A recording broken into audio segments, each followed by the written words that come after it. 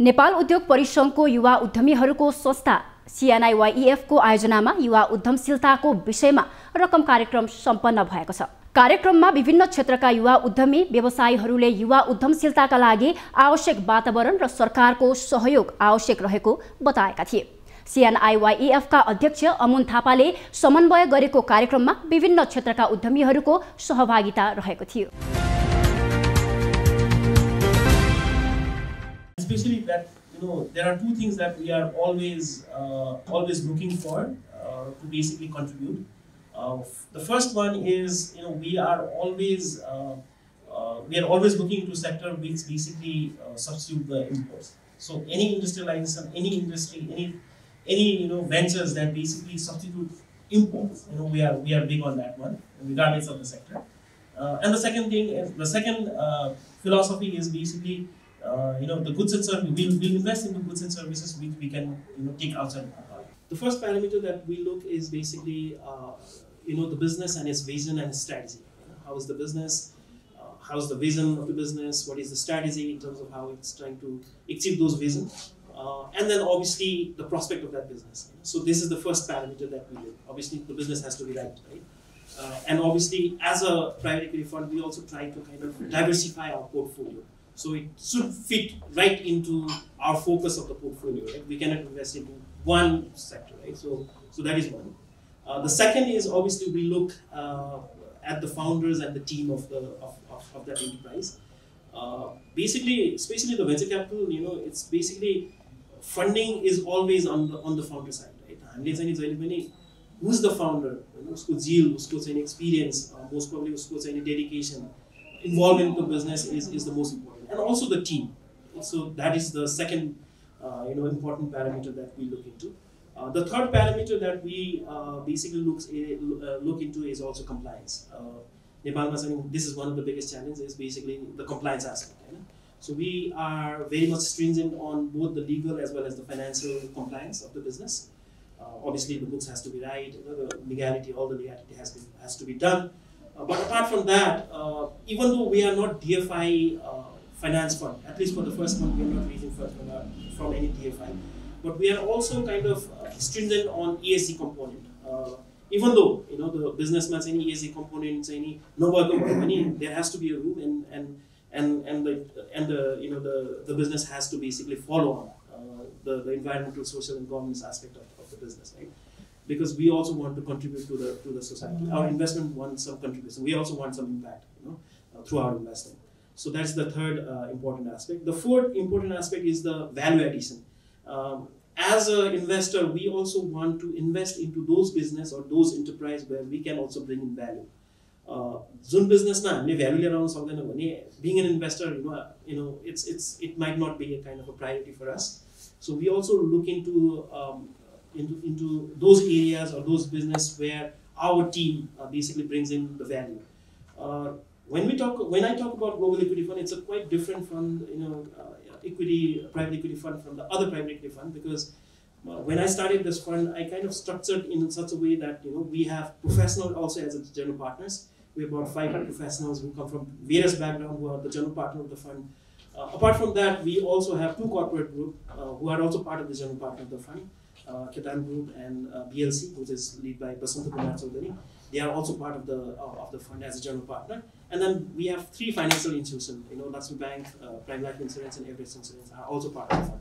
So we have a kind of a expertise of various fields, from a corporate house to individual like me who brings up different experience or expertise in the fund, as well as the experience of banking industry as well as the insurance industry. So we also see in terms of a portfolio how we can contribute. All our general partners can contribute into that business.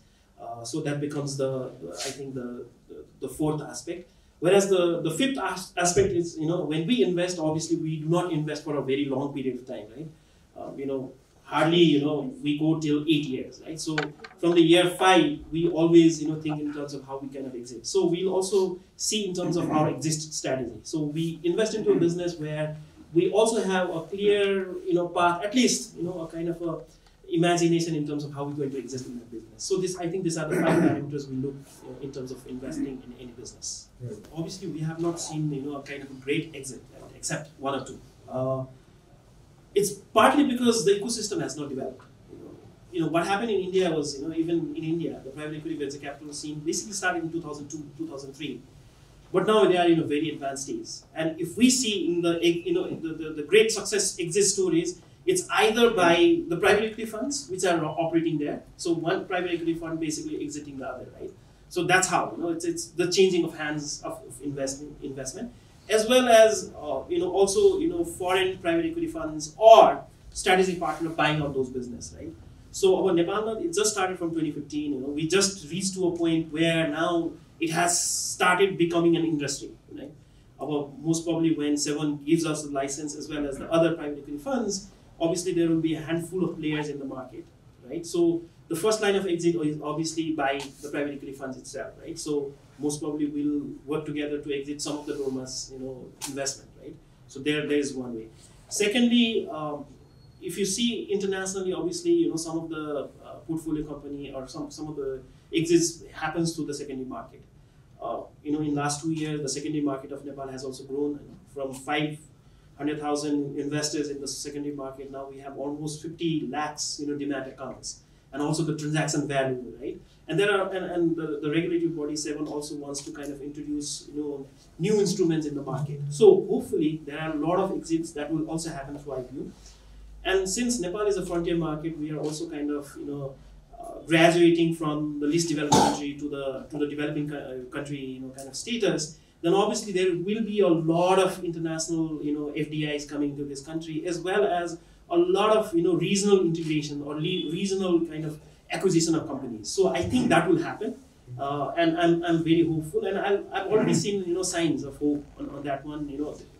At least 2 or 3 private equity funds which are focused in South Asia are now talking with us in terms of for them to represent here in Nepal. So obviously the ecosystem is developing, and I'm very hopeful that we'll have many success stories. You mentioned C1, right? I am aware that right now in C1 there are at least 6 files on this table that are all waiting for licenses. Yeah. And once that is approved, and I see all positive votes from C1 as well, once that is approved, immediately, like as of say 2 months or 3 months down the road, immediately there's going to be more than 2,000 crore of venture capital in the market. Yeah. Immediately. And as an entrepreneur or as a startup entrepreneur myself, I don't know if there are enough companies that need that kind of funds, right? So what do you think is going to happen in the market? Yeah, it's a very challenging question in terms of how we develop our pipeline. At least for Global Equity Fund, for our first one, we are not really very worried about what is going to be our pipeline. We have already secured our funds. We have already have a pipeline of companies. In fact, my other general partners are trying to tell me to raise, most probably go to 30 million, because now we have so many pipeline companies. Obviously, you're very right. There is going to be a competition among the portfolio companies. So most probably that will give a handful exit to Dolmas or business oxygen investment as well. But at the same time, I can also see a kind of an entrepreneurial ecosystem has also developed in Nepal. That kind of mindset has also developed. It's not only the Marwari family or Nevar, traditional Nevari family who are into business. Now everybody wants to be an entrepreneur. So obviously.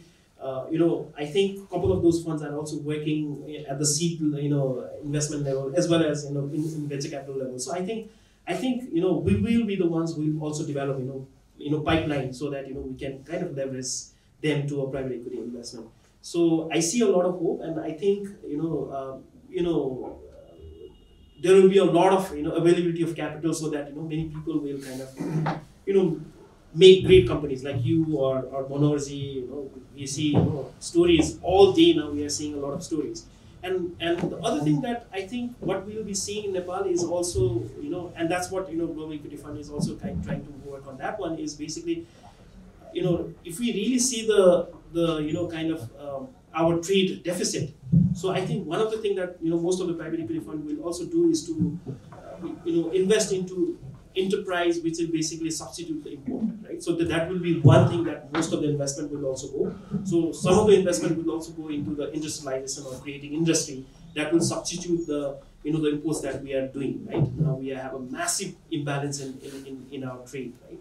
So that is, I think, one contribution that we will do, and will create jobs in this country.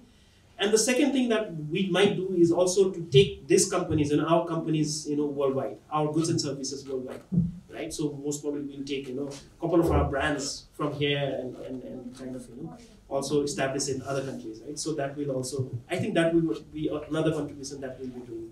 So I'm very hopeful. There are a lot of rooms where we. के छ फुलमान्डुको secret के हो like के गर्नुभयो कि last इनिङमा यति धेरै competition पनि आयो they pump in lot of money पनि र तपाईँ स्टिल हुन्छ नि you come out as a winner in the market हैन के छ त अब लाइक हामीलाई टिप्स दिनु पर्यो भने यो क्वेसनको एन्सर चाहिँ म आफै पनि बुझिरहेको छु किनभने मान्छेहरूले बिजनेस गर्दाखेरि वाट इज योर युएसपी अनि म पनि त युएसपी खोज्दै भइरहेको छु फुलमान्डुको युएसपी के हो कसैले एन्सर पनि दिए होला कुनै बेला यो हो त्यो हो भनेर तर यसो विचार गर्दाखेरि चाहिँ पर्टिकुलरली हाम्रो टाइपको बिजनेसमा कुनै एउटा चिजले चाहिँ एउटा युएसपी तपाईँसँग छ भनेमा बिजनेस सक्सेसफुल हुन्छ अथवा एउटा कुनै स्ट्रेन्थ छ भनेमा बिजनेस सक्सेसफुल हुन्छ भन्ने कुरा छैन देयर आर मल्टिपल थिङ्स धेरै कुरालाई चाहिँ हामीले मिलाउनु पर्ने हुन्छ धेरै कुराहरू गर्नुपर्ने हुन्छ सबै कुराहरू लाई चाहिँ बेटर गर्दै गएपछि एउटा कुरा हो ओके सो अब सबभन्दा ठुलो कुरा हो कन्सिस्टेन्सी हैन कन्सिस्टेन्सीलाई चाहिँ हामीले जहिले पनि छोड्नु हुँदैन अब त्यो भनेको जस्तो कति कुराहरू गर्न सकिँदैन होला र कस्टमरको सबभन्दा हाम्रो यो टेक हाम्रो बिजनेसलाई के भन्ने अलिक त्यो नि अलिक कन्फ्युजन छ कि टेक बिजनेस भन्ने कि फुड बिजनेस भन्ने कि सर्भिस बिजनेस के भन्ने अप्ठ्यारो छ नि सबै कुराबाट मिक्स हो त्यसैले हाम्रोमा चाहिँ अलिकति कस्टमर एक्सपिरियन्सलाई कसरी बेटर बनाउने भन्ने कुराहरू चाहिँ हामीले एभ्रिडे काम गरिरहेको त्यो हामी पर्फेक्ट छैनौँ र कहिले पनि पर्फेक्ट हुँदैन त्यो पनि थाहा छैन र त्यसमा चाहिँ बढी हामी फोकस हुन्छ rather than अरू कुरा मार्केटिङ अथवा अरू कुराहरू हामी बढी त्यसलाई फोकस गर्छौँ अर्को भनेको भ्यालु चाहिँ भएन भनेदेखि अघि मैले भने हामी सुरुमा स्टार्ट गर्दाखेरि रेस्टुरेन्ट मात्रै लिस्ट गर्ने हाम्रो प्लान थियो त्यसले कुनै भ्यालु क्रिएट गर्दैन सो भ्यालु क्रिएट गर्नलाई कस्टमरलाई चाहिँ के गरेर भ्यालु क्रिएट हुन्छ हामीसँग एसोसिएट भएको पार्टनर्सहरूलाई के गरेर भ्यालु क्रिएट हुन्छ प्लस हामीसँग काम गर्ने हाम्रो टिमलाई के गरेर भ्यालु क्रिएट हुन्छ त्यो कुरामा चाहिँ अलिकति फोकस गर्नुपर्ने हुन्छ त्यो चिजलाई फोकस गरेर भ्यालु एडिसन कसरी हुन्छ सबैको लागि त्यसमा फोकस गऱ्यो भने चाहिँ र अलिकति कन्सिस्टेन्टली लाग्यो भने चाहिँ हुन्छ जस्तो लाग्छ हामीले पनि over the last 11 year specifically यो कुरामा एकदम धेरै खतरा काम गरे भने जस्तो मलाई पनि के सम्झ्दैन तर सबै कुरामा अलिकति कमिटेड भएर डिटरमाइन भएर हामीले काम गरेका छौँ सानसानो कामहरू गरेका छौँ सानसानो चेन्जेसहरू गरिरहेका छौँ तर त्यो कमिटमेन्ट लेभल चाहिँ हरेक कुरामा हामीले कुरा माथि गरेको छ हामीले डिस्क्लोज गर्न मिल्यो भने हाम्रो फुलमान्डुको कस्टमर रिपिट रेट कति छ रिपिट रेट हाम्रो प्रायः जस्तो 70% जस्तो कस्टमर 70%. So 30% कस्टमर चाहिँ रिपिट गरेर अर्डर गर्नु अब रिपिटको रेटको कुरा गर्दाखेरि अब कति फ्रिक्वेन्सीमा हुन्छ डिफरेन्स कसैले हप्तामा गर्नुहुन्छ कसैले महिनामा गर्नुहुन्छ हैन एक महिनामा वा 3 महिनामा भन्नु कस्तै त त्यो डिपेन्ड्स अब त्यो चाहिँ पहिलाको भन्दा एकदमै बढेर गएको छ हामीले स्टार्ट गर्दाखेरि 2 महिनामा गर्ने कस्टमरलाई पनि कस्तो रेगुलर कस्टमर अब अहिले आएर एभ्री डे गर्ने कस्टमरहरू त्यो युसेज फ्रिक्वेन्सी चाहिँ जति समय बढ्दै गएको छ त्यति चाहिँ त्यो फ्रिक्वेन्सी चाहिँ बढ्दै गएको छ So my next question is towards competition. About I know for a fact about global giant how difficult it's going to be to compete. Foodmandu so far about luckily or unluckily it's both. Even me competing with Daraz, I find myself very lucky. World class companies compete world class, so by default you become a world class company. Right? How do you take competition? And Nepal, there are rumors about Foodpanda is entering Nepal. Zomato is considering Nepal market. What is Foodmandu's stance as of now? Are you prepared to take them on? Obviously, competition पहिला अब international सबै कुरामा यो digital तपाईको business र यतापट्टि online business भन्ने कुरा चाहिँ भर्खरै स्टार्ट भएको इन्डस्ट्री अब यसमा एउटा मात्रै प्लेयरले अब इन्डस्ट्रीलाई ग्रो गर्न सक्छ ओभरअल सबै कुराहरूलाई गर्न सक्छ तर ग्रो गर्नलाई पोसिबल छ। अब पहिला सस्तो डिल थियो, सस्तो डिलले मात्रै नभएर अब अहिले दराज भएको छ, इन्डस्ट्री ग्रो भएको छ। ग्रोथ हुँदाखेरि चाहिँ सबैलाई फाइदा हुन्छ जस्तो लाग्छ मलाई चाहिँ। फुडमान्डुको केसमा पनि थियो, फुडमान्डुले 11 वर्ष अगाडि स्टार्ट गर्यो तर अब 4-5 वर्ष 500 वर्षपछि अरू कम्पिटिसनहरू पनि आउँदै जानुभयो। सबैले चाहिँ बिजनेस ग्रो गरेर इन्डस्ट्री ग्रो गर्नलाई हेल्प गर्नुभएको छ, कुनै पनि हिसाबले चाहिँ गरिरहनु भएको छ जस्तो लाग्छ। सो हामीले हेर्नु भनेको मार्केट पोटेन्सियल एकदमै बढी छ।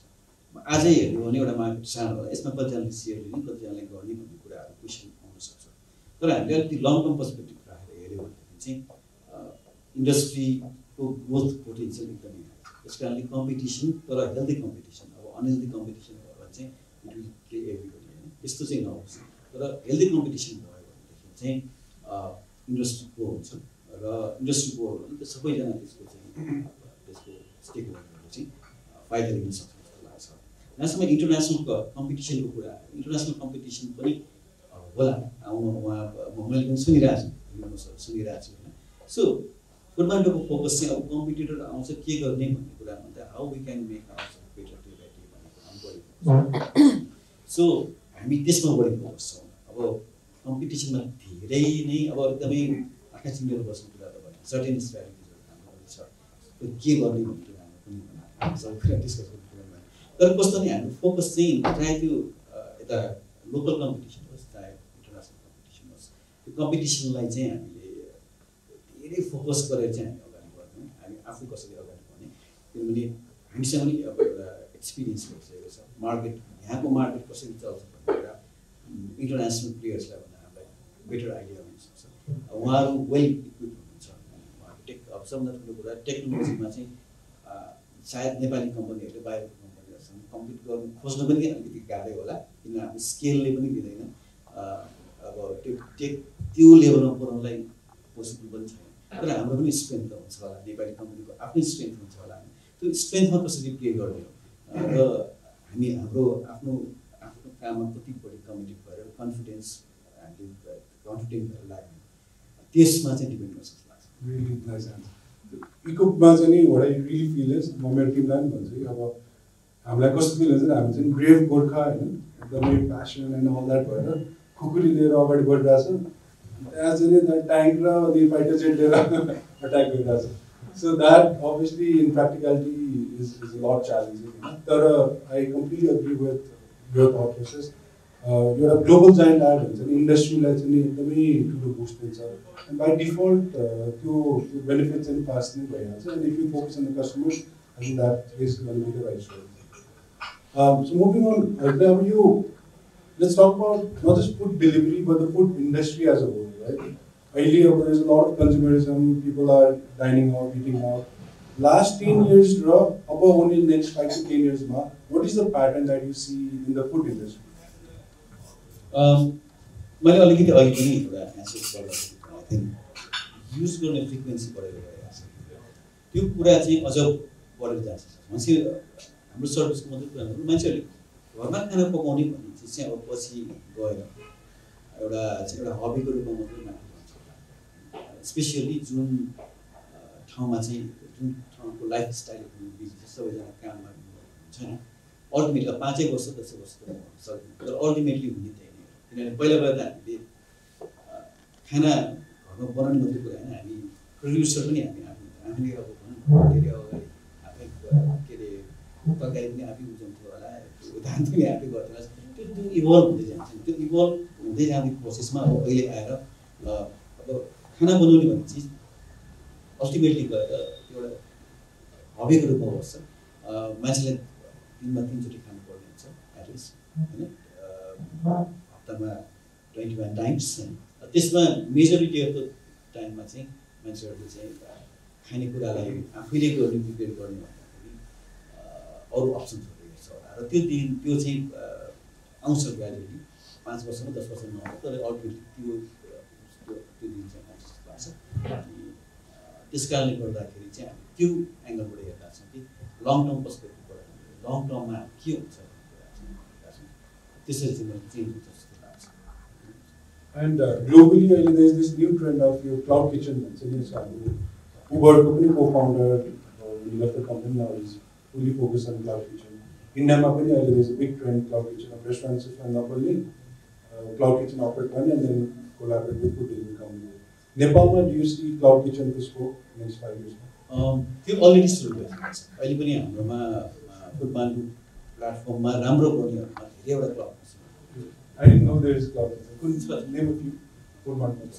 So just एउटा कोरारा किचन भन्ने त्यसपछि बिरयानी मोमोज भयो।